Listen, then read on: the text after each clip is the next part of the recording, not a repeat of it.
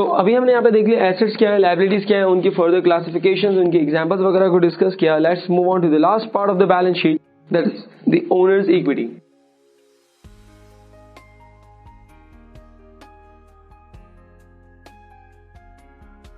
Now what is owners equity? बहुत नाम से हमारे पास बात है, that is owners equity. Owner की इक्विटी, और भी कैसे है दैट ओनर का पैसा जो बिजनेस में लगा हुआ है. यानी कि इस पोर्शन के अंदर बेसिकली हम क्या देखने वाले हैं, यानी कि ओनर ने अपने इस बिजनेस के अंदर कितनी इन्वेस्टमेंट की हुई है या कितना पैसा बिजनेस में लगा हुआ है. That is the main idea of this owners equity. Normally owners equity के अंदर क्या क्या चीजें आ रही होती है? तो ओनर्स इक्विटी के अंदर आपके पास आता है कैपिटल,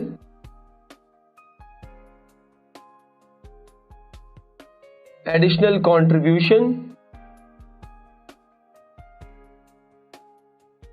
और we can say that additional investment. इसी तरीके से आपके पास आता है यहां पर नेट प्रॉफिट और नेट लॉस, और इसी तरीके से आपके पास आता है ड्रॉइंग्स.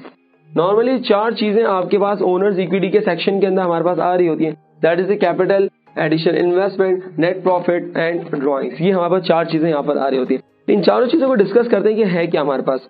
इनको डिस्कस करने के लिए एक छोटे से एक इलस्ट्रेटिव डायग्राम बनाते हैं हमारे पास यहाँ पर. लेकिन 2 चीजें नॉर्मली होती हैं हमारे पास. एक होता है ओनर के अपने personal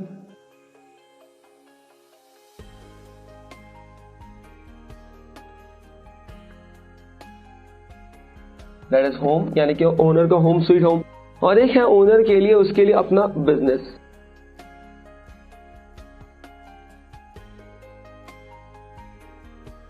that is the business.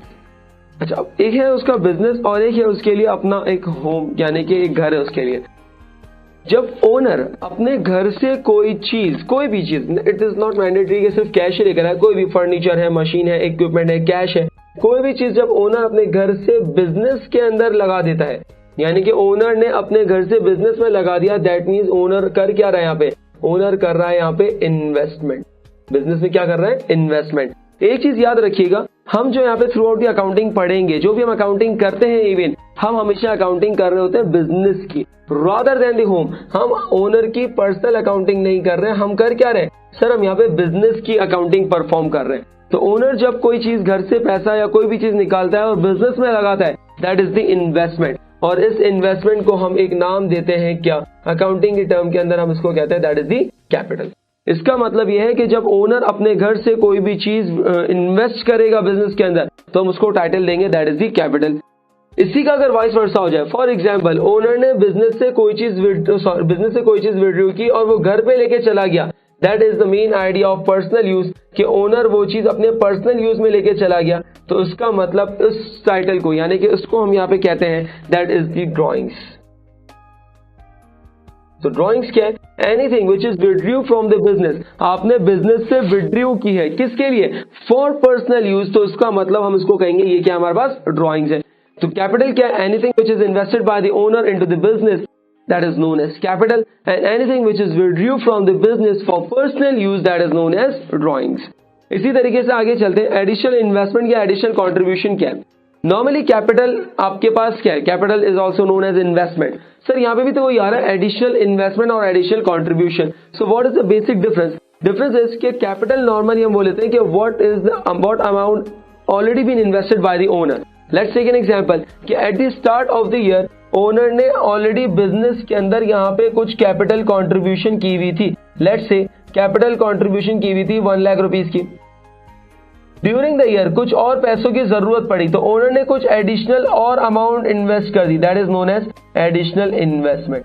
तो ये कह सकते हैं हम कि capital at the start of the year होता है अकाउंटिंग पीरियड, और ड्यूरिंग द ईयर अगर कोई एडिशनल अमाउंट कंट्रीब्यूट की जाए, इन्वेस्ट की जाए, तो वो आपके पास कहलाती है एडिशनल इन्वेस्टमेंट.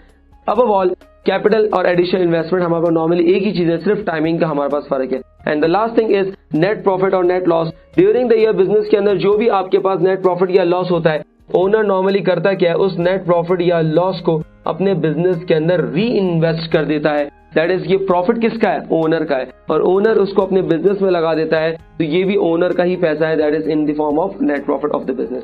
सो ये हमने कुछ चीजें इसके अंदर देखी, दैट इज ओनर्स इक्विटी क्या है हमारे पास।